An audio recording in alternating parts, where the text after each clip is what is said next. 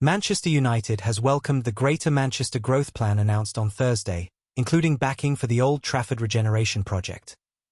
The project was highlighted as part of a new 10-year strategy to drive economic growth and social improvement across the city region.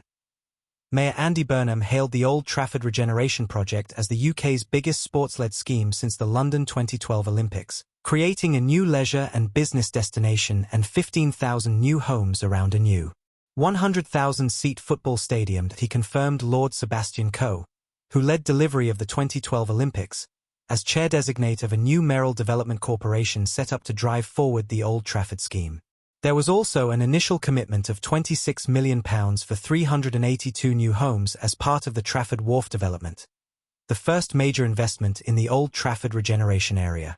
The support for the project came as Mayor Burnham set out a vision for Greater Manchester to become a second city to rival any other on the planet by 2050, with every district to benefit from regeneration at a pace and on a scale not seen before this century. Colette Roche, Manchester United Chief Operating Officer, said, "We are delighted to see the Old Trafford Regeneration project at the heart of Greater Manchester's wider growth plan for the next decade.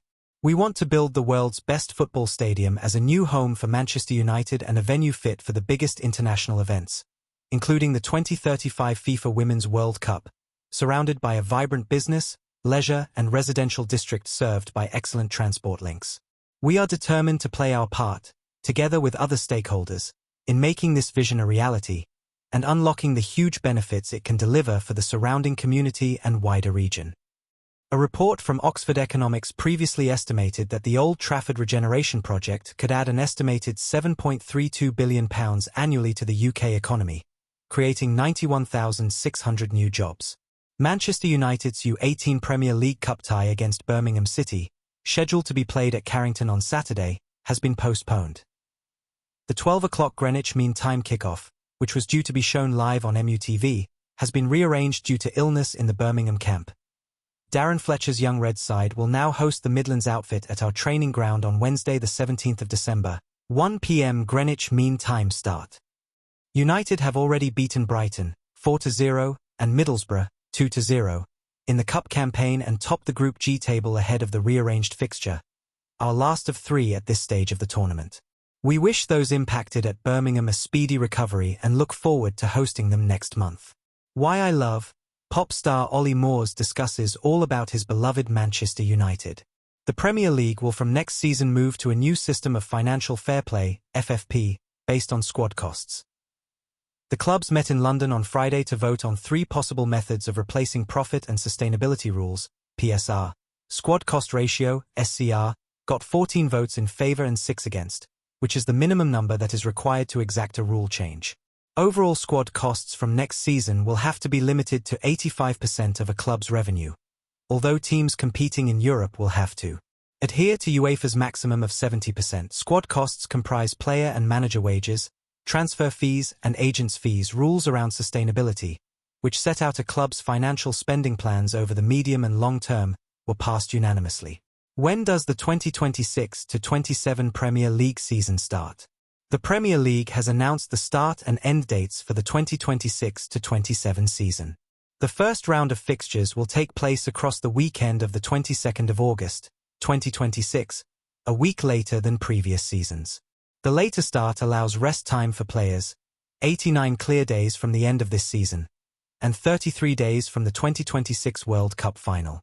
The Premier League said the delay was a priority for player welfare in an increasingly congested global football calendar. The final matches of the season will be played on Sunday, the 30th of May, 2027, with all fixtures kicking off simultaneously as usual. The season will end a week before the 2027 Champions League final, which will be on Saturday, the 5th of June. There will be 33 weekend and 5 midweek fixtures, the same as the current season.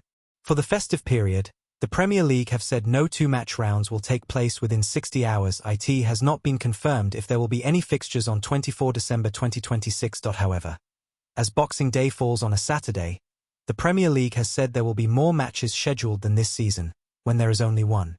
Amorim on Sesko injury, losing players to Afghan and being competitive. Published at 14:47 Greenwich Mean Time, 21 November 14:47 GMT, the 21st of November. Craig Nelson. BBC Sport journalist. Manchester United boss Ruben Amorim has been speaking to the media before Monday's Premier League game against Everton at Old Trafford, kick-off 8 p.m. Greenwich Mean Time. Here are the key lines from his news conference.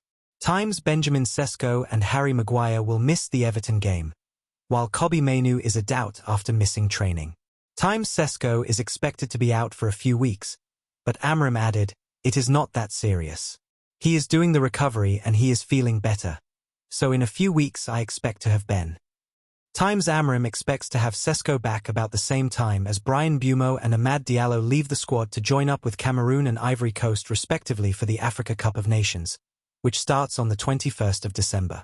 Times Mbeumo and Amad are due to leave Old Trafford 2 weeks before the start of the tournament, but Amorim added, "We are doing our job to try to maintain the players a little bit longer, but it is not just in our hands. We will try to do everything to protect the club, protect the players and protect the national teams." Times on whether United can capitalize on a run of games against teams outside the top 6. "If you know the history of our team, you never know when it is the difficult games, so that is completely irrelevant in the Premier League." Times asked whether defender Lisandro Martinez could step into a midfield role when he returns to full fitness. Amorim said, "A smart, intelligent football player can play in a lot of positions, but it is not the right position for him. I feel Laika is becoming close to be ready able to play. We need to be careful, but he is clearly in a better position."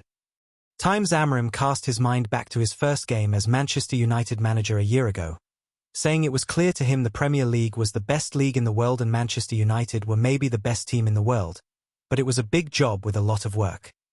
Times in the present day, he says the team is now more dominant, playing the better football and more competitive in every way. Times Ruben Amorim was full of apologies when he arrived for his news conference 25 minutes later than scheduled on Friday.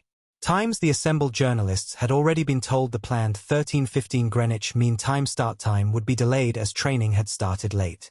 Times but Amorim even missed the second deadline. Times he said sorry a few times, then, jokingly, blamed the club official who sits with him at the news conference table.